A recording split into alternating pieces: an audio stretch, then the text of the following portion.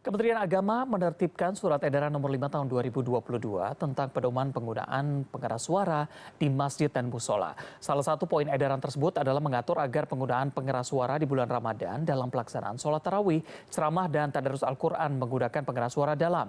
Bagaimana pengawasan dan penegakan aturannya kita akan bahas malam ini bersama dengan Ketua Majelis Ulama Indonesia Bidang Fatwa, Profesor Muhammad Asrorun Niam. Prof, selamat malam. Selamat malam, Mas Helmi. Prof, bagaimana melihat MUI melihat surat edaran yang dikeluarkan oleh Kementerian Agama ini?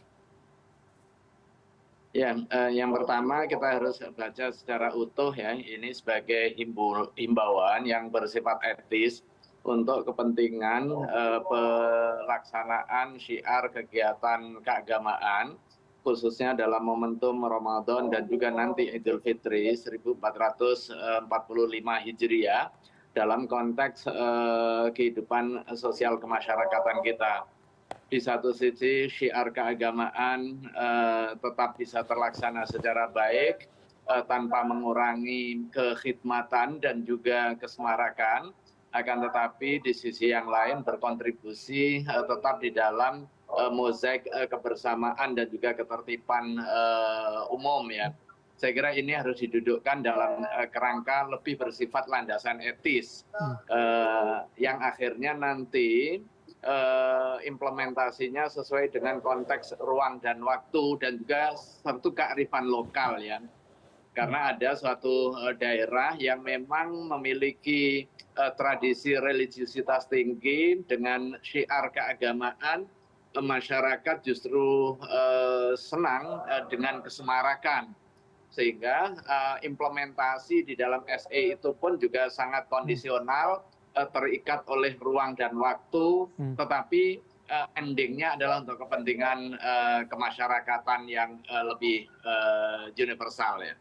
Oke, baik Prof. Ini salah satu yang menjadi pertanyaan dari masyarakat juga yang kami tampung di sini adalah mengenai bagaimana proses pengawasan. Tadi kalau Anda katakan memang ini bentuknya surat edaran yaitu imbauan saja ketika memang tadi Anda katakan bahwa ini dilakukan di lokasi tertentu yang memang tingkat religiusnya tinggi, apakah memang tidak ada pengawasan di sana? Ya, saya kira kita juga jangan terlalu berlebihan juga. Semua serba negara, semua harus diawasi, karena kita percaya bahwa masyarakat memiliki kedewasaannya dan juga memiliki wisdomnya tersendiri. Tanpa diawasi, tanpa diatur oleh SE ini pun sebenarnya masyarakat, terutama pengurus takmir masjid, memiliki kearifan atas dasar pemahaman keagamaan yang utuh. Mereka menjalankan aktivitas keagamaannya juga sesuai dengan koridor ketertiban sosial dan juga panggilan keagamaan. Bagi masyarakat yang memiliki pemahaman agama yang utuh, pasti dia memahami bagaimana syiar keagamaan didudukkan di dalam kerangka mana yang wilayah ibadah mahdoh, mana yang wilayah syiar keagamaan yang bersifat publik, mana yang wilayahnya private. Nah, sehingga kita juga jangan terlalu membaca ini sebagai sesuatu yang berlebihan, atau sebaliknya aparat juga terlalu reaktif di dalam membaca surat edaran ini sehingga kemudian diikuti oleh langkah-langkah pengawasan yang cenderung represif. Saya kira kita juga harus dudukkan secara proporsional. Di satu sisi surat edaran itu sebagai memang tanggung jawab negara untuk menghimbau aktivitas masyarakat agar dapat menjalankan agama secara baik. Di sisi yang lain, umat beragama juga memiliki kedewasaannya tersendiri.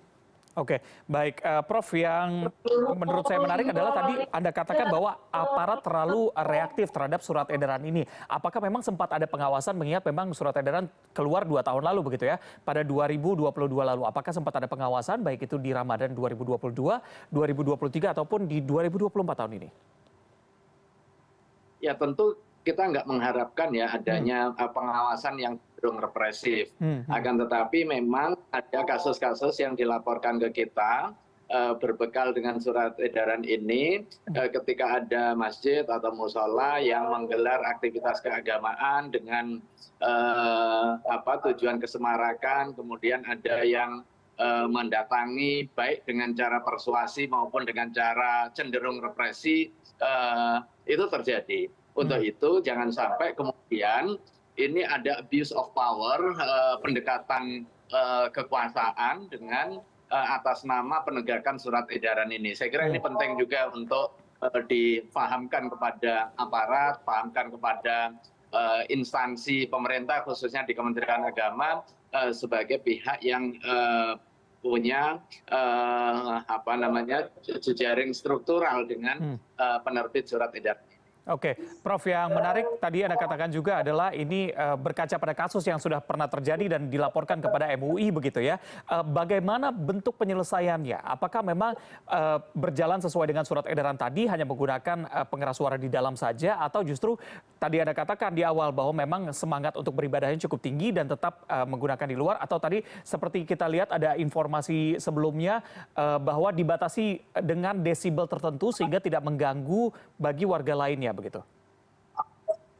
Ya, ini yang saya maksud, ada kedewasaan, ada kearifan, ada hikmah, ada wisdom di masing-masing elemen.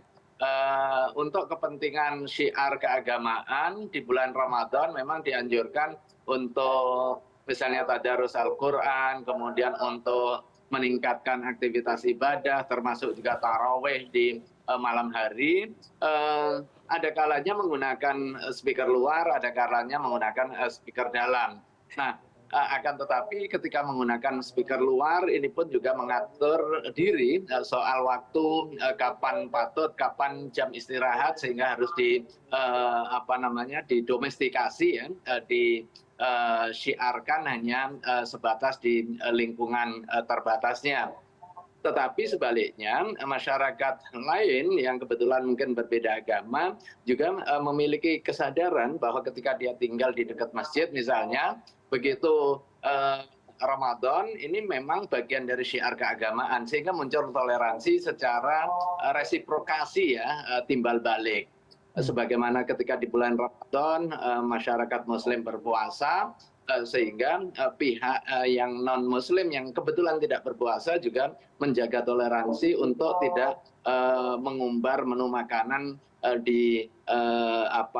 secara terbuka. Sebaliknya juga ketika ada non Muslim tidak puasa, yang Muslim juga nggak perlu melakukan sweeping. Nah, dua langkah yang saling menguatkan inilah bagian dari wisdom yang sebenarnya sudah tumbuh di masyarakat kita sebagai masyarakat yang majemuk di satu sisi, dan di sisi yang lain sangat menghargai perbedaan yang ada. Itulah yang seharusnya kita pupuk, tidak pendekatan kekuasaan. Baik, Prof. Salah satu yang dikatakan oleh Kementerian Agama, perwakilannya yang saya baca tadi, adalah mengenai suara begitu ya. Ketika dua masjid atau musola yang lokasinya berdekatan sama-sama menggunakan speaker luar yang cukup kencang begitu, mengakibatkan memang tidak terdengar dari tujuan beribadah tadi begitu. Tanggapan Anda seperti apa?